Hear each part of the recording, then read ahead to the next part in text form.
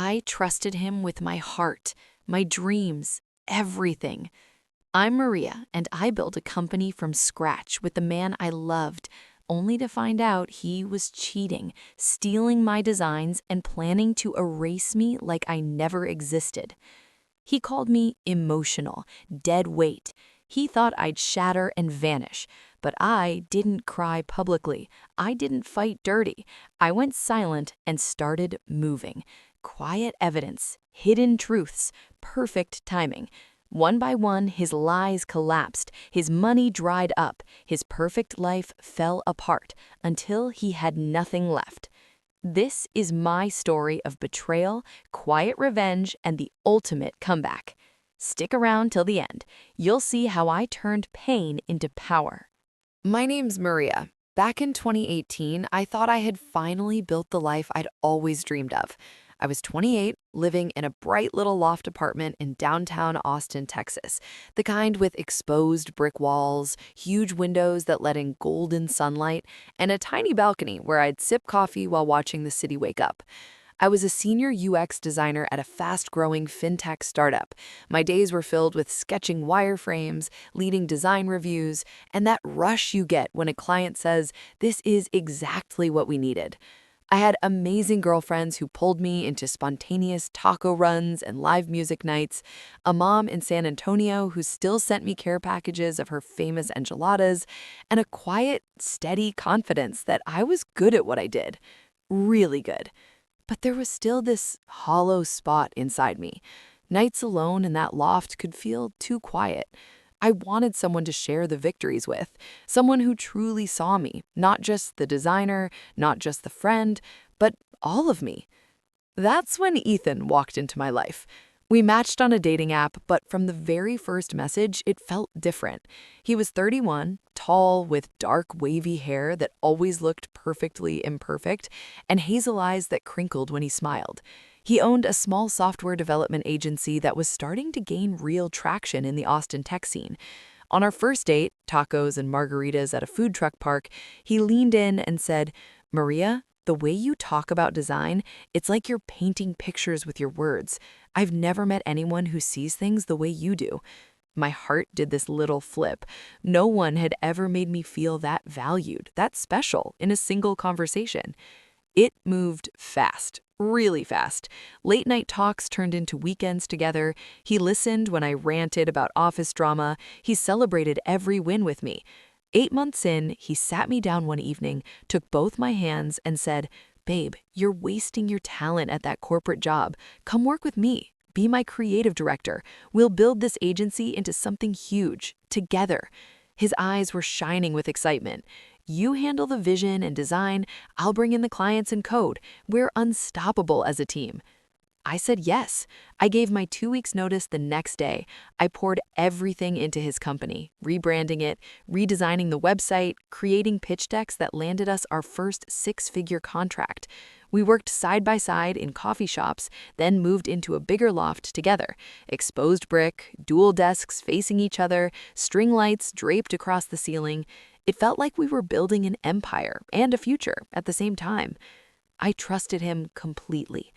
Then came the afternoon that changed everything. It was a rainy Thursday in February 2020, just weeks before the pandemic locked everything down. Ethan was supposedly at a client lunch downtown. I was at home polishing the final designs for our flagship product, an app we'd been developing for over a year. I needed a reference file from his laptop. He'd always told me, "What's mine is yours, Maria. No secrets between us." So I opened it without a second thought. An email thread was already open. My stomach dropped before I even read the subject line. Messages from Lauren, our 23-year-old marketing coordinator. Intimate photos, plans to ease Maria out once the app launches, bank transfer records, money I'd helped earn, quietly moved into an account under Ethan's name only, and then the messages that sliced straight through my heart. She actually thinks half this company is hers because she makes pretty mock-ups. Once we go live, we won't need her dragging us down. Another, Lauren understands ambition. She's not emotional and needy like Maria. I sat there, frozen. My hands started shaking so badly I could barely scroll. My throat closed up, dry and tight, like I couldn't swallow. Tears blurred the screen, but I kept reading. Months of lies, months of planning my exit while I was sleeping with him, while I was giving everything to our shared dream. When Ethan walked through the door that evening, whistling like it was any other day, I confronted him. My voice cracked. Tears were already streaming down my face. He didn't deny it. He didn't even look sorry. He sighed, like I was an inconvenience. Maria, come on, this is business. You're talented at design, sure, but you don't get the big picture. Lauren does. And honestly, it was great while it lasted, but I'm ready for someone on my level. He packed a bag while I stood there, chest heaving, the room spinning around me. Don't make this harder than it has to be, he said, zipping it up. The door clicked shut behind him. I slid down the wall and hit the hardwood floor. Sobs tore out of me until my ribs hurt. The lost that felt like home now echoed with emptiness. Everything I'd built, my career, my savings, my trust, my heart, stolen in one calculated betrayal. He thought I was too emotional, too naive, too weak to fight back.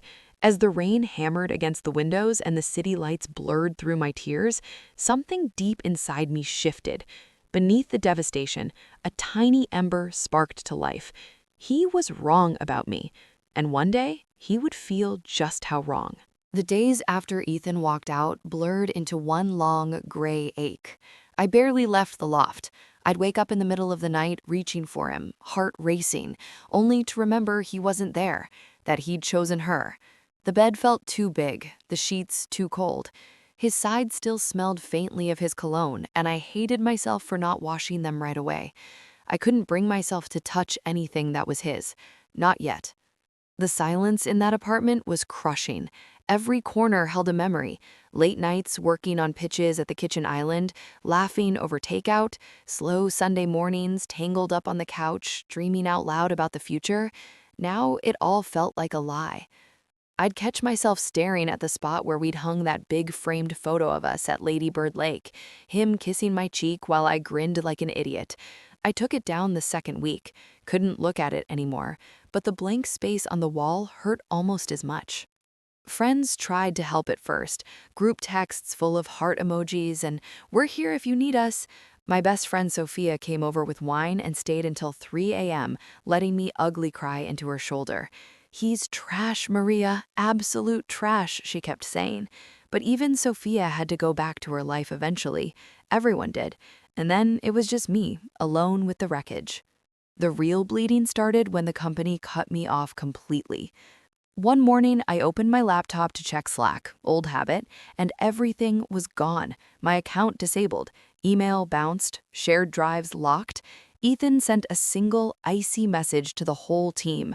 "Maria has chosen to pursue new opportunities outside the agency. We thank her for her contributions and wish her success in her next chapter." No mention of the fact that I'd co-founded the damn thing with him. That same afternoon, Lauren posted a photo on Instagram, her and Ethan at the office, arms around each other, champagne flutes raised. Caption, "Excited for what's next with my favorite person, new beginnings." I stared at it until the screen went dark. My chest felt like it was caving in. Money turned into a nightmare fast. I'd walked away from a solid salary to join his vision. We'd pooled everything into a joint account, savings, bonuses, even the advance from that big contract I'd helped win. One day, my card got declined at Torchy's Tacos. I stood there, mortified, while the cashier waited. When I logged into the bank app later, the joint account was gone. He'd transferred every penny into a new account in his name only. Months earlier, apparently, while I was busy designing our future. I started freelancing out of pure desperation, cold emailing old contacts, posting on Upwork, taking anything that paid. But Austin's tech world is small, and Ethan was already spinning the story.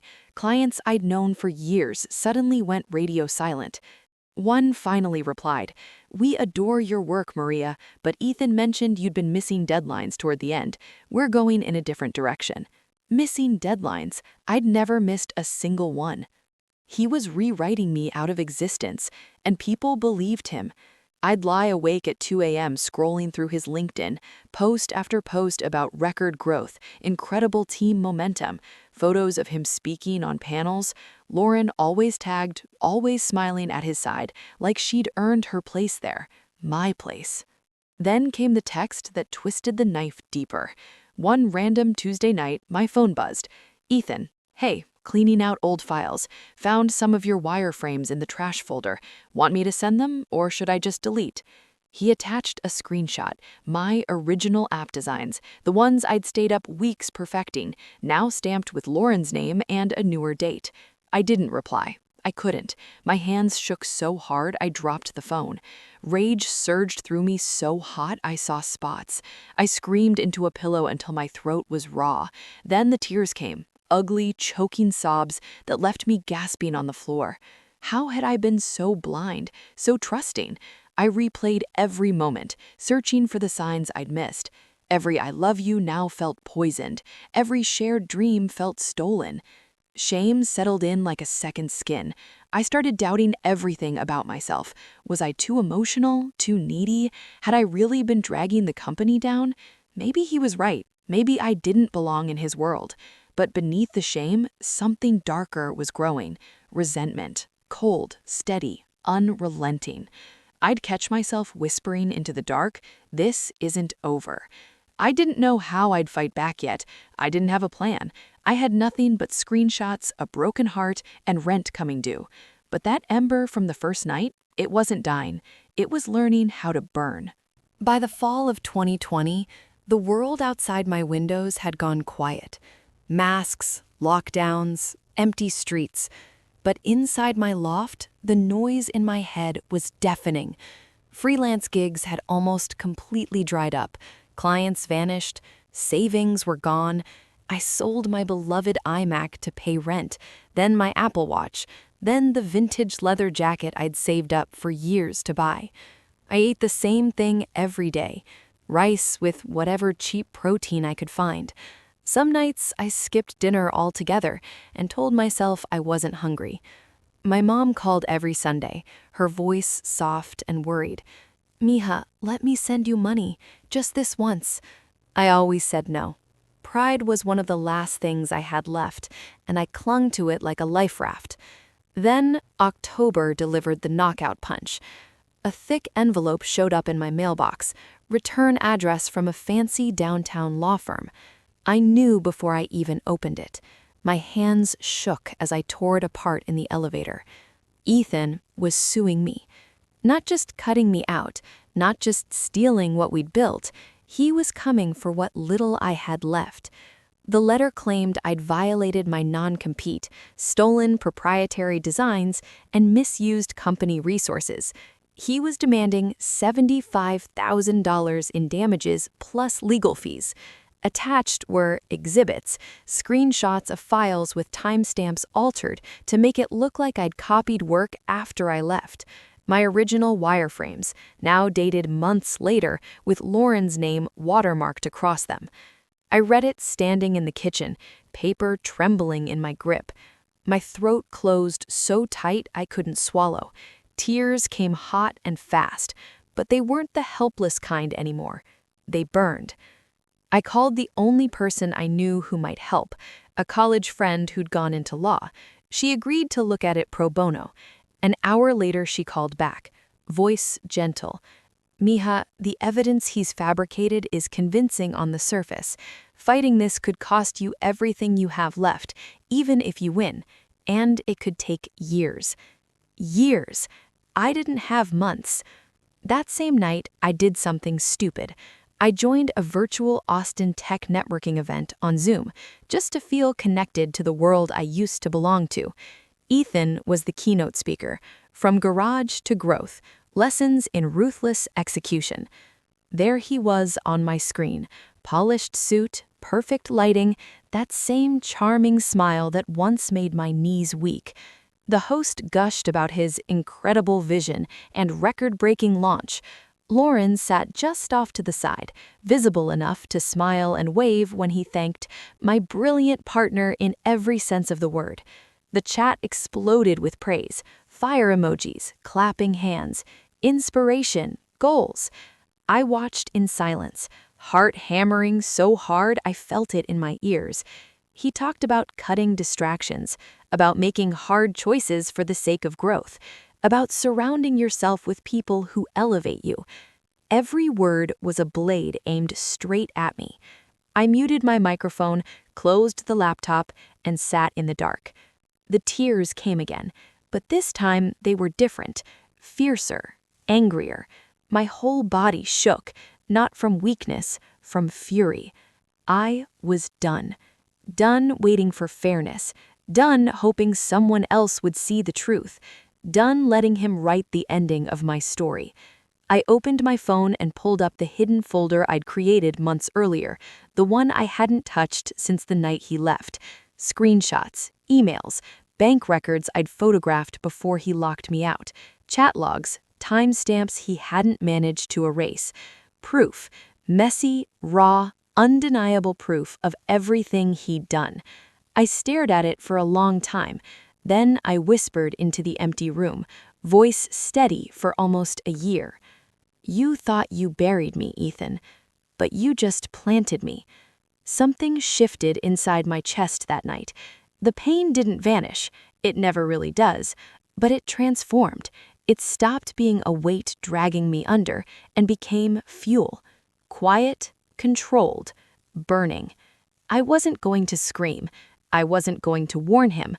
I wasn't going to beg for justice. I was going to become it. And I was going to do it so carefully, so patiently, that by the time he realized the ground was shifting beneath him, it would already be too late to stop the fall. That was the night I stopped breaking, and the night I started building. The decision was made, but I didn't rush. I knew revenge like this, real, lasting revenge, couldn't be loud or sloppy. It had to be surgical, patient, undetectable until it was irreversible. So I went quiet. On the outside, I became the version of myself Ethan already believed in, withdrawn, harmless, fading. I stopped posting on social media. I didn't show up to virtual tech events. When mutual friends asked how I was, I gave the same soft answer. I'm okay, just focusing on healing and some freelance projects. They nodded sympathetically, assumed I was licking my wounds, and moved on. Exactly what I wanted. But inside the loft, after the lights went out and the city slept, I was wide awake, building. The first thing I did was organize every piece of evidence I had. I created encrypted folders on a new external drive, screenshots of the incriminating emails, photos of bank statements I'd taken before he changed the passwords, chat logs where he mocked me to Lauren, copies of my original design files with untouched metadata. I dated everything, backed it up in 3 separate places. This wasn't paranoia, this was preparation. Then I started learning. I spent hours every night reading about business law, intellectual property disputes, startup funding structures.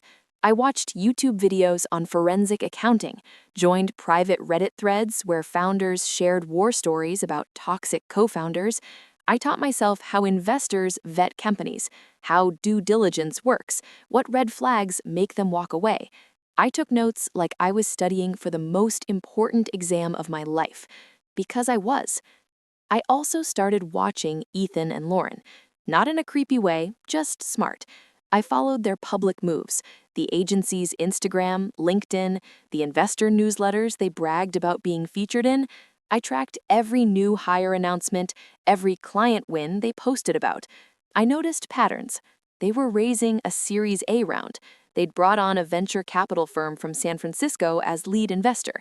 The app was getting press, small features in local tech blogs, mentions in Austin's startup roundups. They were moving fast, burning bright, convinced they were untouchable. And the more I watched, the clearer it became. Ethan hadn't just betrayed me, he was betraying everyone who believed in him. He was using my designs, polished now by a team paid with money that should have been partly mine, as the centerpiece of every pitch. Lauren was taking credit for marketing strategies I'd outlined in late-night brainstorming sessions with him. They were inflating user numbers in press releases, little lies building on bigger lies. Every discovery fed the fire inside me, but I kept it banked, controlled. I didn't vent to friends. I didn't drunk text him. I didn't even cry about it anymore. The tears had done their job. Now it was time for something colder. I started rebuilding myself in ways no one could see. I updated my portfolio quietly, new personal projects, clean, modern designs that showcased my skill without referencing the agency. I reached out to old colleagues from my fintech days, the ones who'd always respected me, and asked for quiet referrals. Not big jobs, just enough steady freelance to pay bills and keep my skills sharp. Money started trickling in again. Not much, but enough to breathe. I cut my hair short, one night impulsively, in the bathroom mirror with kitchen scissors, then went to a salon the next day to fix it into something sleek and sharp. I bought new clothes, nothing flashy, just tailored pieces that made me feel powerful when I looked in the mirror.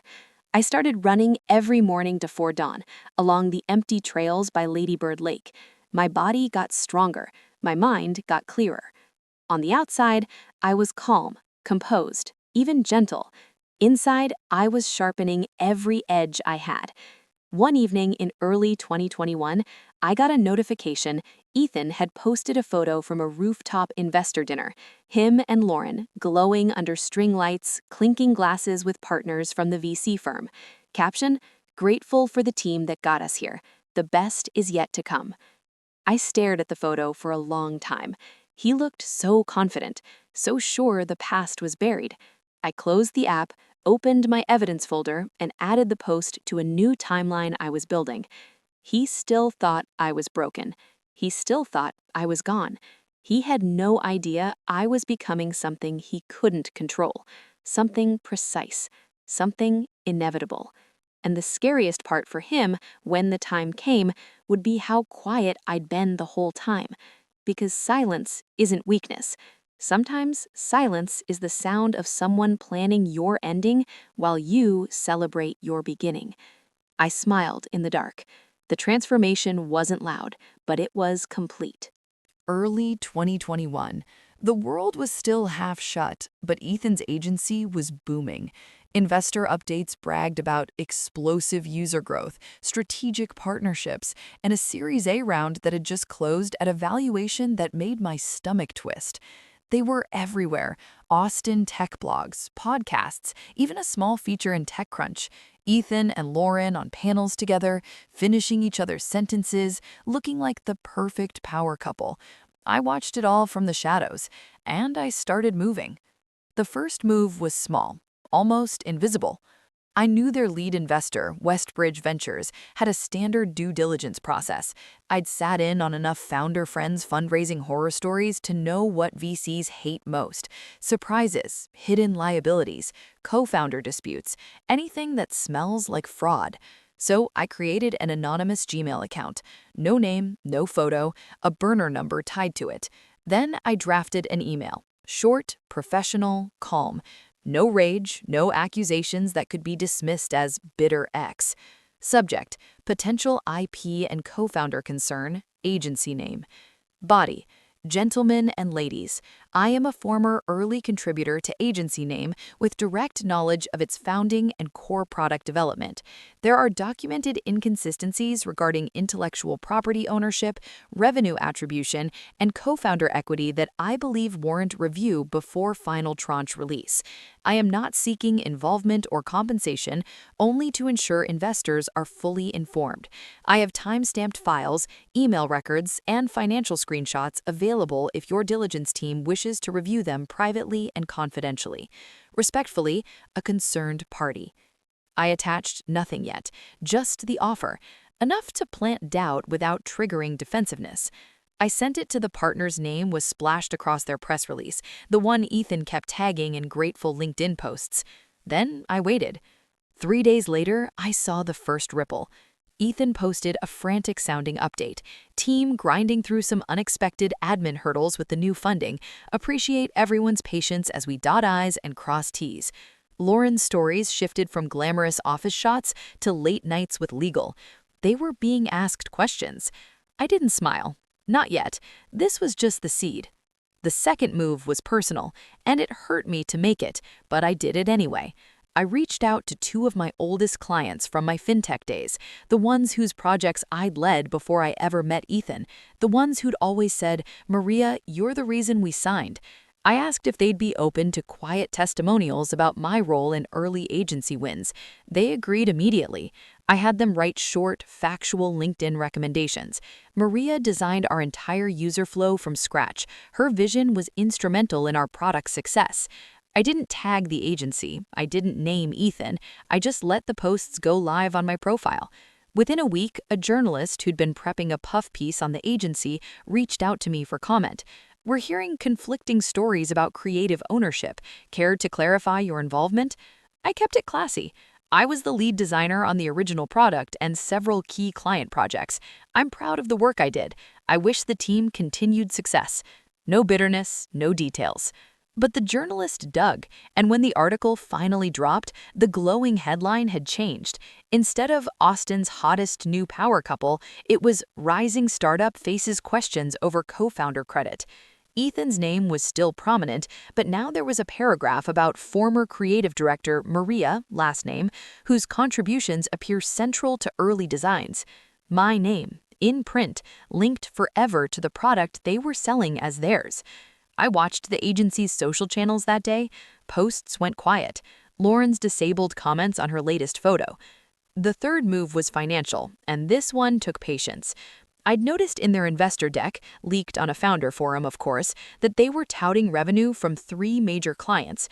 2 of them I knew personally. One had actually come through my old network. I sent anonymous tips to 2 freelance tech reporters I'd built quiet relationships with over the years. Nothing dramatic, just PDFs of early pitch decks showing my name on the title slide next to Ethan's. Again, no demands, just information. One reporter bit. A short piece ran, "Questions swirl around revenue attribution at fast-growing Austin agency." No accusations, just questions. But investors hate questions. By the end of that month, Westbridge quietly delayed the second tranche of funding, pending additional verification. Ethan started posting less. When he did, the captions felt forced. "Weathering the storm, stronger together."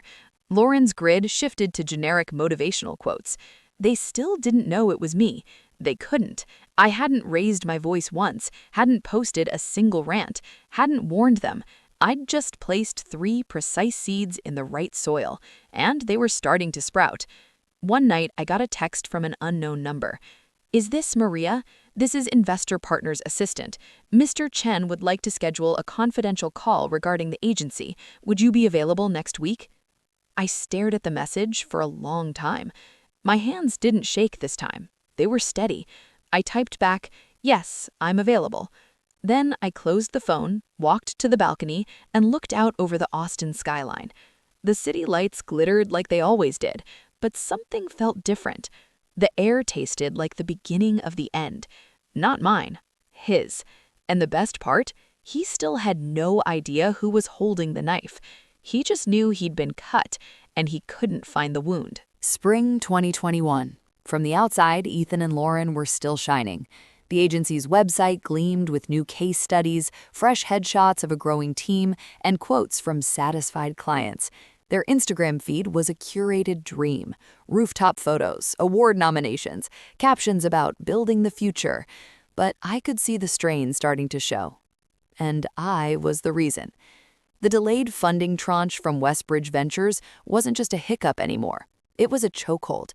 After my confidential call with their partner, Mr. Chen, I'd shared a carefully selected batch of evidence, nothing that exposed my full hand, just enough to raise serious flags. Time-stamped design files proving I'd created the core product before Lauren ever joined. Emails where Ethan discussed moving funds without my knowledge. Early pitch decks with my name listed as co-founder. All delivered calmly, professionally, with a simple statement: "I'm not here to litigate in the press. I just want the record corrected and investors protected."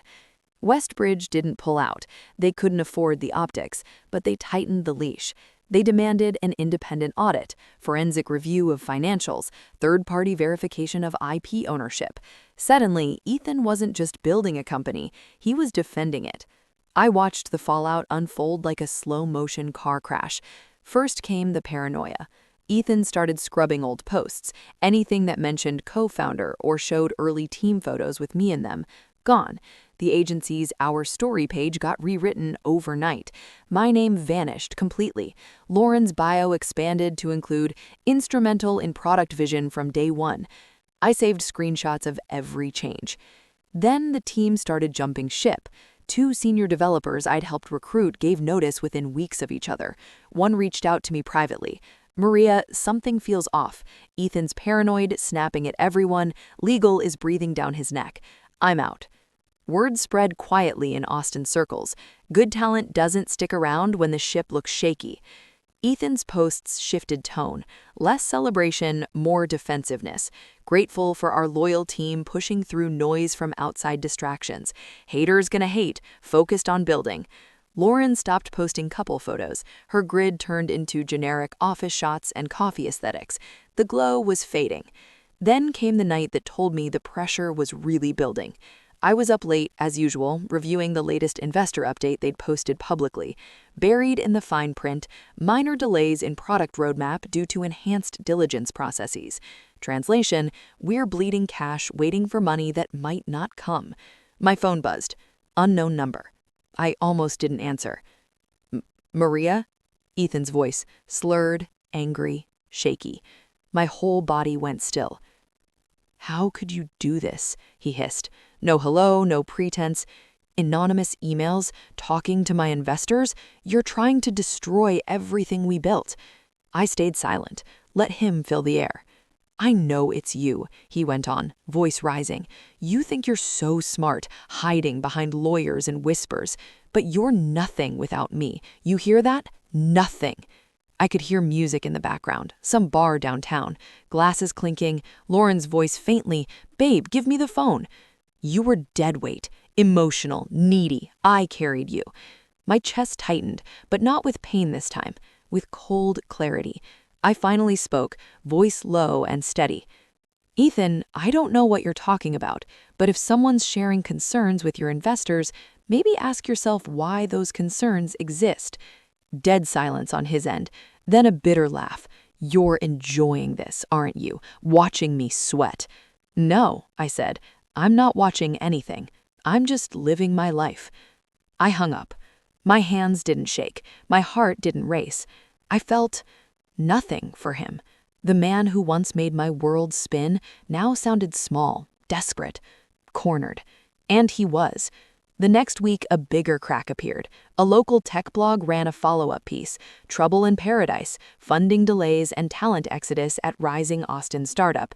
No direct accusations, just facts. Delayed tranche, departures, anonymous tips about co-founder disputes. My name mentioned again, this time as former partner whose contributions remain central to the product. Comments poured in, industry folks weighing in. "Smells like a squeeze-out. Seen this before. Always ends badly for the one who lied. Hope investors are paying attention." Ethan disabled comments on all their socials. Lauren went radio silent for 10 straight days. I didn't celebrate. Not yet. I just kept working, quietly updating my portfolio, landing bigger freelance clients who'd heard I was available again, reconnecting with mentors who said, "We always wondered what really happened." The stakes were rising. He was starting to feel the walls closing in. And the most terrifying part for him, he still didn't know how much more was coming, or how deep the trap went. He just knew the pressure was building. And for the first time since he walked out that door, he was the one who couldn't sleep. While I finally could, because every move I'd made was invisible, until it wasn't, and we weren't there yet, not even close. Summer 2021. Austin was scorching, but Ethan's world was starting to freeze over. The independent audit Westbridge demanded turned into a black hole. Every week brought new requests, more financial records, more source code commit histories, more explanations for discrepancies they kept finding. Ethan's team was burning through cash with no new tranche in sight. Payroll started getting tight. Vendors whispered about late payments. I knew all of this because people talk, and people were talking to me now. Former employees reached out quietly, one after another. The developers who'd left, the junior designer who'd been promised equity and never got it, even the office manager who'd overheard Ethan bragging about cutting out the weak links. They weren't angry on my behalf at first. They were scared for themselves. But once they realized I wasn't the unstable ex Ethan had painted me to be, the stories poured out. I listened. I took notes. I saved every message. I never pushed. I just let them vent. And with every conversation, my timeline grew stronger. One of them, the lead developer who'd been there from the beginning, sent me something that changed everything. An exported Git history showing every commit on the core product, my name on hundreds of lines of design assets and UX code from the first 6 months, Lauren's name appearing only after I was gone, on minor cosmetic tweaks. He'd kept it as insurance. Now he didn't need it anymore. He was done with Ethan. I added it to the vault. Meanwhile, the press kept nibbling. Another article dropped in late June. Austin agency faces growing scrutiny over IP claims and funding delays. This one quoted multiple sources familiar with the company, saying the product's foundation was built by a displaced co-founder whose contributions had been systematically minimized. My name was front and center now. Former clients I'd worked with directly started speaking up in the comments. Maria designed our entire experience. We signed because of her. Ethan tried to push back. He did a podcast interview, his voice tight, defensive, claiming creative differences and mutual parting. He said the disputes were lawyer noise and that the product had evolved far beyond any one person. Lauren sat silent beside him, smiling like plastic. The comments tore him apart. Classic founder squeeze-out. Hope the investors see through this. Feels like another Theranos origin story. Westbridge finally acted. In July, they sent a formal letter, leaked somehow to a tech newsletter, that paused all remaining funding until resolution of material co-founder and key concerns. Translation, we're not giving you another dime until you fix this mess. Ethan's valuation started sliding in secondary markets. Early employees who'd been promised big exits saw their paper wealth evaporate. More people left. That's when Lauren cracked first. She posted a vague Instagram story one night, a black square with white text. Sometimes the people closest to you hurt you the most, learning to protect my peace. Then she deleted it 10 minutes later, but screenshots live forever. Mutual friends told me the fights were constant now. Lauren accusing Ethan of dragging her into his lies, Ethan blaming her for not handling the PR better. Their perfect couple image was fracturing in real time. I watched it all from a distance. My own life was shifting too, quietly, steadily.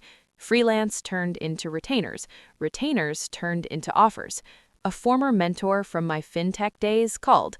We're launching a new product line. We want you to lead design. Full-time, equity, no drama. I said yes. Started in August. Walked into a bright new office with people who respected me from day one. I bought new plants for the loft, hung art I loved, slept through the night for the first time in over a year. But I never stopped watching. One night in September, I got another call from Ethan. This time, he didn't sound drunk. He sounded exhausted. "Maria," he said, voice flat, "can we talk? Off the record?" I let the silence stretch. "What do you want, Ethan?" I said, calmly. "A truce," he said. "Whatever you're doing, it's working. The investors are killing us. The team's gone. I just want this to stop." I could hear the desperation now. The arrogance was gone. "I'm not doing anything," I said calmly. "I'm just living my life. If people are asking questions, maybe it's because you never gave them honest answers." He was quiet for a long time. "Please," he whispered. "I'll give you credit. I'll pay you something. Just make it stop." I felt nothing. No triumphs, no pity. Just cold certainty. "You had your chance to do the right thing," I said. "You chose wrong." I hung up. That night, I opened my evidence folder one last time, added the recording of the call, legal in Texas with one-party consent. Then I packaged everything. Every screenshot, every commit, every financial trail, every message from former employees. I wrote a cover letter, professional, factual, unemotional. and I sent it all to the one person who could end it for good, the managing partner at Westbridge, with a single line at the end. I'm ready to discuss resolution whenever you are. I hit send at 2:13 a.m., closed the laptop, walked to the balcony. The city was quiet. The air was warm. I breathed it in. The trap wasn't just tightening anymore. It was about to snap shut. And when it did, there would be no dramatic scream, no public explosion, just the quiet, inevitable sound of everything he'd built collapsing under the weight of his own lies. I smiled into the dark. Almost there. Almost. October 2021.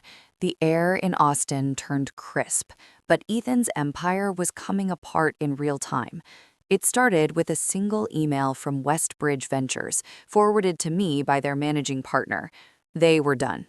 After reviewing the full package I'd sent, the timestamps, the Git history, the financial trails, the messages from former employees, they'd reached a decision. No more funding, immediate demand for repayment of the first tranche under the fraud clause, board seats revoked. They were appointing an independent director to oversee wind down or sale. The letter was clinical, professional, devastating. Within hours, the news hit the tech blogs. Austin's startup implodes amid co-founder fraud allegations. Westbridge pulls plug on high-profile agency after IP scandal. Former partner Maria, last name, emerges as key figure in collapse.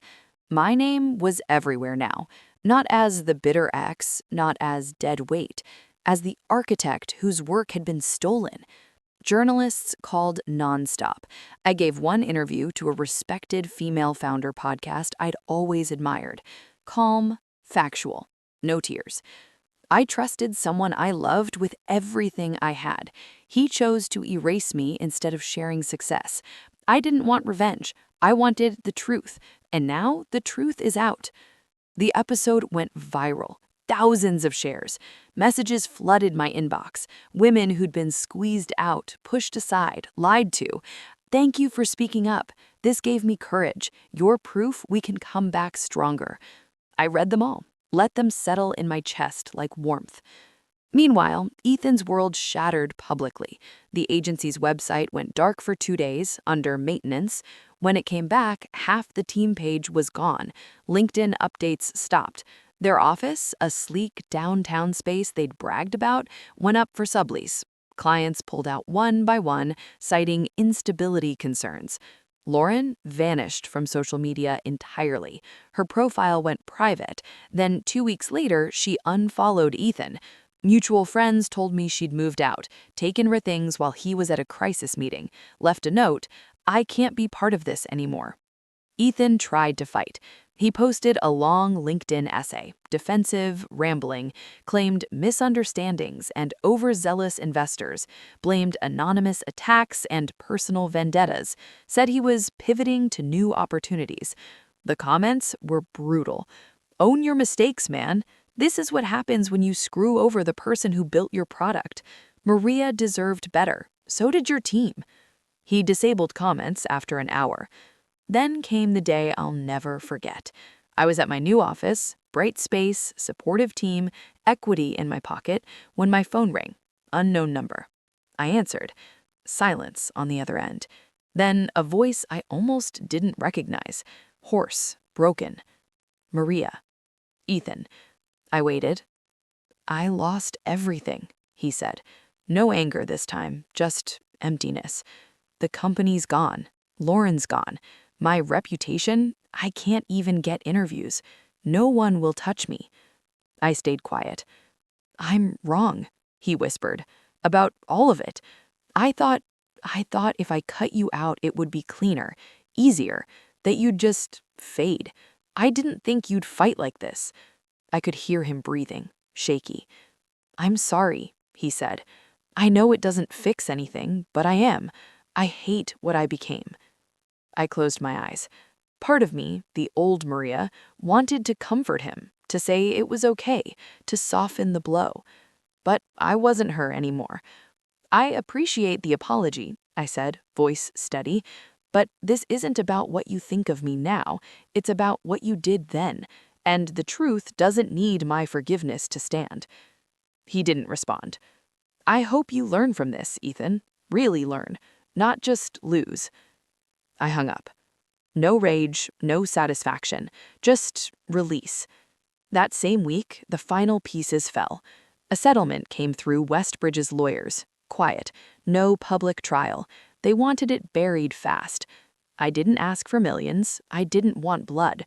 I asked for what was mine: fair equity value from the original raise, public credit as co-founder on any future use of my designs, and assigned acknowledgement of my contributions. They agreed immediately.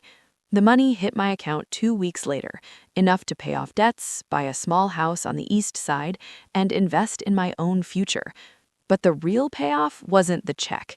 It was the headline that ran the next day. Displaced co-founder Maria, last name, reclaims credit in agency collapse settlement. The flood of offers that followed: speaking gigs, board seats, partnerships. It was walking into coffee shops and having women I'd never met stop me to say, "Your story inspired me to leave my toxic job."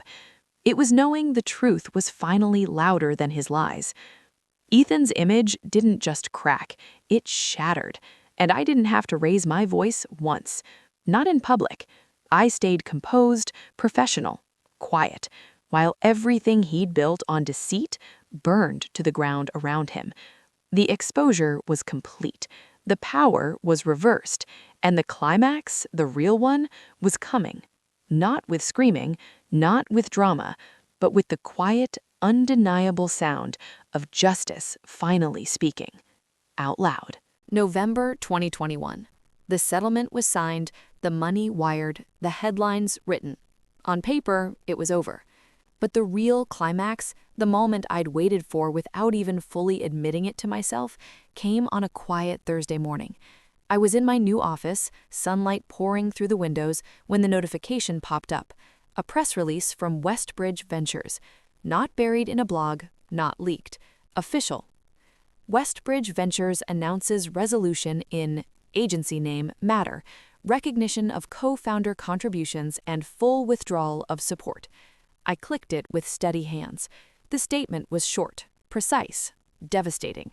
They acknowledged that significant portions of the core product and early client wins were developed by original co-founder and creative director Maria, last name. They confirmed that certain representations made during fundraising regarding sole ownership and contribution history were inconsistent with documented evidence. They stated that all remaining funding had been terminated and the initial investment largely written off. Then the line that stopped my breath. Miss Last Name has been fully compensated for her contributions and formally recognized as co-creator of the intellectual property that formed the basis of the company. My name, and an official investor statement, forever linked to the product he'd tried to steal. I sat back in my chair. No tears, no scream, just a slow, deep exhale, like a weight I'd carried for almost 2 years finally sliding off my shoulders. But the day wasn't done. An hour later, the agency's website updated one final time. The homepage now featured a single statement. Agency name is ceasing operations effective immediately. We extend gratitude to our clients, team members, and supporters. Original co-founder Maria, last name's visionary design work was foundational to our early success. We regret any prior minimization of her role and wish her continued success. It was unsigned, but everyone knew who'd forced it. Then came the call I'd been waiting for. Ethan. I let it ring twice before answering. He didn't speak at first. I could hear traffic in the background. Horns, wind. He was outside somewhere. "I saw the statement," he said, voice low, hollow. I waited. "I fought it," he said. Tried to negotiate softer language. They wouldn't budge. Said it was this or litigation that would bury me. Silence. "I have nothing left, Maria." A bitter laugh. "No company, no savings. Lauren's gone. My network won't return calls. I'm moving back in with my parents next week, at 33. I closed my eyes. "I keep thinking about that night," he went on, "when I walked out. I remember looking back at you on the floor, crying, and thinking, she'll be fine. She's emotional, but she'll bounce back. I told myself I was doing you a favor, sparing you the hard parts. His voice cracked. I was so fucking arrogant. I still didn't speak. I see it now, he whispered. Every step. The anonymous tips, the evidence, the way you never screamed, never posted, never gave me anything to fight against in public. You just let the truth do the work. And it destroyed me. He took a shaky breath. You didn't just take the company down, you took my entire story. The one I told myself, the one I told everyone else. You proved it was all built on a lie. I finally spoke. Ethan, I didn't do this to destroy you. A pause. I did it to stop letting you destroy me. He was quiet for so long I thought he'd hung up. Then, I hate that you were right about everything, and I hate that I'll never be able to undo it. I felt the old ache flicker, brief, distant, but it didn't take root. I don't have to undo it, I said. You just have to live with it, like I did.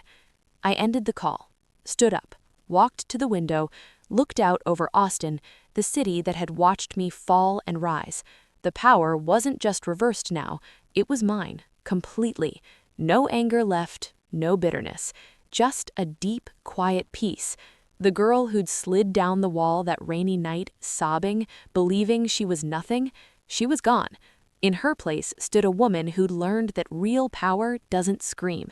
It waits, it builds, it strikes with precision, and when it's done, it walks away whole. I smiled, not in triumph, in release. The revenge wasn't the headlines, wasn't the money, wasn't even his apology. The revenge was this moment, standing in the light, unbroken, unashamed, free, while he sat in the wreckage of the world he'd built on my back. The truth hadn't just won, it had taken the throne, and I was finally, fully myself again, stronger, wiser, and no longer anyone's footnote. It's been 4 years now. January 2026. Austin feels different these days. Taller buildings, new faces, the same humid nights. But I'm different too, irrevocably. I live in a small house on the east side now. White brick, big windows, a backyard with string lights, and a little herb garden I actually keep alive. I bought it outright with the settlement money. No mortgage, no one else's name on the deed, just mine. My career isn't just back, it's bigger than I ever imagined. After the story broke wide open, offers flooded in. I turned most of them down. I didn't want to be the comeback girl or the poster child for betrayal. I wanted to build something on my terms. So I did. I co-founded a small design studio with 2 women I trust completely. Sophia, my best friend from the dark days, and a brilliant engineer I met through my new job. We're tiny by choice. 10 people, no investors, no hype, just exceptional work for clients who value creativity over ego. We turn away more projects than we take. Our waitlist is 2 years long. I mentor young designers on the side, especially women who've been underestimated, pushed out, or told they're too emotional for leadership. I don't charge. I just listen, share what I learned, and remind them that their worth isn't decided by someone else's cruelty. I still get recognized sometimes. At coffee shops, conferences, the grocery store. Women stop me quietly. "You're Maria, right? Your story helped me leave my abusive boss." Or, "I negotiated equity because of you." Or simply, "Thank you for showing us what quiet strength looks like." I always say the same thing. You were already strong. You just needed to see it. Ethan, I don't follow him anymore. I don't need to. Last I heard, through a mutual connection who mentioned it in passing, he's back in his hometown, working a mid-level dev job at a company no one's ever heard of. No startup dreams, no panels, no power couple photos. He keeps his LinkedIn bare, lives quietly. I don't hate him. I don't wish him harm. I just feel nothing. The wound healed clean, no scar that aches in the rain, just a faint line that reminds me how far I've come. Lauren reached out once, about a year after everything collapsed, a LinkedIn message. "I was wrong. I'm sorry. I hope you're doing well." I read it, felt a flicker of old anger, then let it go. I didn't reply. Some apologies aren't for the person receiving them, they're for the one giving them. I hope it gave her peace. That's enough. Sometimes, late at night, I sit on my back porch with a glass of wine and think about that rainy Thursday in 2020. The girl on the floor, convinced her life was over, believing she was disposable, powerless. I wish I could go back and whisper to her, "This isn't the end. This is the beginning. You're going to rise so quietly, so completely, that the people who hurt you will spend the rest of their lives wondering how you did it. And the answer will be simple. You stopped breaking. You started becoming. You chose yourself every single day." Karma didn't scream. It didn't need to. It just waited, patient, silent, until the truth was ready to speak. And when it didn't need volume. It only needed time. I learned that real revenge isn't destruction. It's restoration, not of them, of you. I walk taller now, laugh louder, trust slower but deeper, love fully, myself first always. I'm not the woman he left. I'm the woman who left him behind, in the dust of his own choices. Whole, free, unbreakable. And if there's one lesson I carry with me, one truth I'd whisper to every woman who's ever been betrayed, underestimated, or told she's too much: your pain doesn't have to be wasted. It can be the fire that forges you. Your silence doesn't have to be surrender. It can be strategy. And your worth? It was never his to take. It was always yours to reclaim. Walk away stronger, not because they deserve your absence, but because you deserve your presence in your own life. Fully, finally, yours.